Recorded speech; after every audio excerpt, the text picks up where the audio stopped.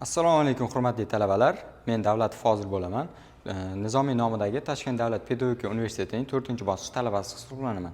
Bugungi sizlarga o'tib beradigan, tanishtiradigan mavzuyimiz Nurota tabiiy geografik rayoni haqida bo'ladi. Bu mavzuyimiz bo'yicha 3 ta rejadan iborat bo'ladi. Birinchi rejamiz Nurota geografik rayonining joylashuvi va chegaralari. Ikkinchi rejamiz esa Nurota rayonining tabiiy komponentlari. Uchinchi rejamizga keladigan bo'lsak, Nurota rayonining iqtisodiy va ekologik ahamiyati haqida bo'ladi. Xo'p, Nurota tabiiy geografik rayoni O'zbekistonning markaziy qismida joylashgan bo'lib, asosan Navoiy viloyatining sharqiy qismi va Samarqand viloyatining shimoli-g'arbiy hududlarini o'z ichiga oladi. Bu rayon Nurota tizmasi atrofida joylashgan bo'lib, shimoli-g'arbda Qizilqum cho'li, janubda Zarafshon vodiysi bilan chegaradosh hisoblanadi. Bu hududda rangsiz variantda ajratib ko'rsatilgan hudud. Hududning relyefi va ekologik tuzilishi Nurota geografik rayoni relyefi jihatdan xilma-xildir. Asosiy relyef shakllari Nurota tog' tizmasi, bu past tog'lar tizmasi g'arbda pasayib, sharqqa qarab balandlashib boradi. Tog' oldi tekisliklari tog' etaklarida joylashgan hisoblanadi. Unumdor yerlar ham mavjud hisoblanadi. Cho'l va dasht zonalari shimoli-g'arbiy qismda Qizilqum cho'liga tutash hisoblanadi. Geografik jihatdan hudud qadimiy paleozoy davriga oid tog' jinslari granit, slanist, marmar va boshqa jinslar bilan boy hisoblanadi. Bu hududda ko'plab foydali qazilmalar, jumladan oltin, mis, marmar va boshqa konlar aniqlangan hisoblanadi.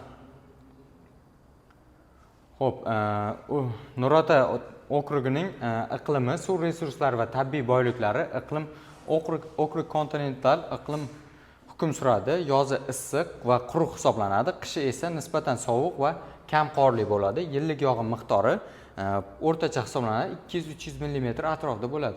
Suv resurslariga keladigan bo'lsak, doimiy daryolar kam hisoblanadi.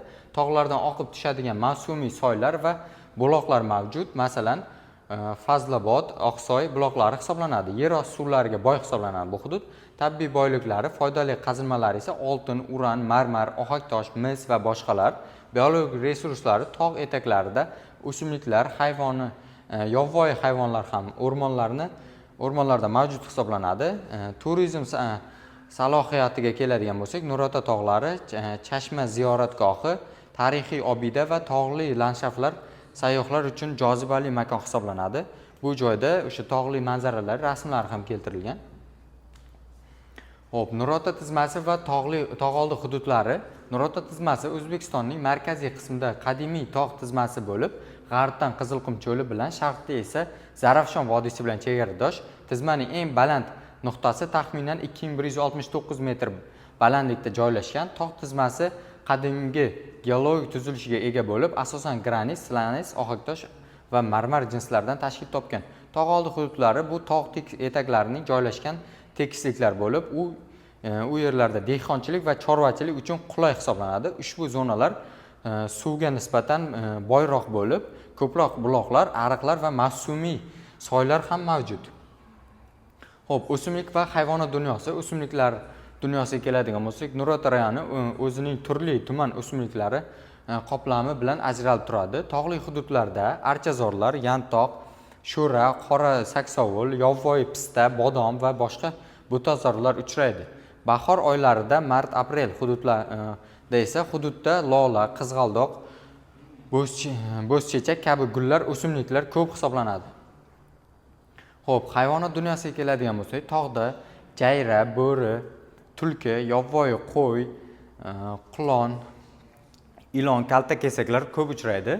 Qushlarga keladigan bo'lsak, burgut, qirg'iy, qarchig'ay, bedana, to'rg'ay, cho'l zonalarida esa yumron qoziq, echkemar, kalamush, toshbaqa va kaltakesaklar yashaydi. Asosan bular cho'l zonalarida sudralib yuruvchi hayvonlar hisoblanadi.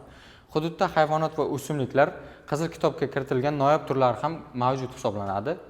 Xo'p, ekologik holati va muhofaza qilinadigan hududlar. Ekologik holati Nurota rayoni ekologik holati jihatdan mo'tadil, lekin ayrim muammolar mavjud hisoblanadi. Yaylovlarning hududdan tashqari ishlatilishi eroziya jarayonlarini kuchaytirmoqda. Foydali qazilmalarni qazib olish ekologik muvozanatga ta'sir ko'rsatmoqda. Suv tanqisligi va ifloslanish ayrim joylarda sezilarli darajada kuzatishingiz mumkin. Muhofaza qilinadigan hududlar Nurota davlat biosferasi qo'riqxonasi 1975-yilda tashkil etilgan. Maqsadi noyob tog' va cho'l ekoturizmini saqlab qolish va keyingi avlodimiz uchun qoldirish hisoblanadi. Hop, hududda foydali qishloq xo'jalik, chorvachilik, konchilik bilan shug'ullanadi. Nurota rayoni tabiiy sharoitlar va resurslar tufayli bir nechta iqtisodiy yo'nalishlardan foydalanadi. Chorvachilik asosiy soha hisoblanadi. Yaylov chorvachiligi, qo'y, echki, qoramol, ot, tuya, baliq, ot, tuya boqiladi. Tog' oldi va cho'l zonalarida yaylov sifatida keng foydalaniladi. Qishloq xo'jaligiga keladigan bo'lsak, sug'oriladigan yerlar oz, lekin dehqonchilik rivojlangan hisoblanadi. Asosiy bug'doy, arpa, sabzavotlar, poliz ekinlari yetishtiriladi.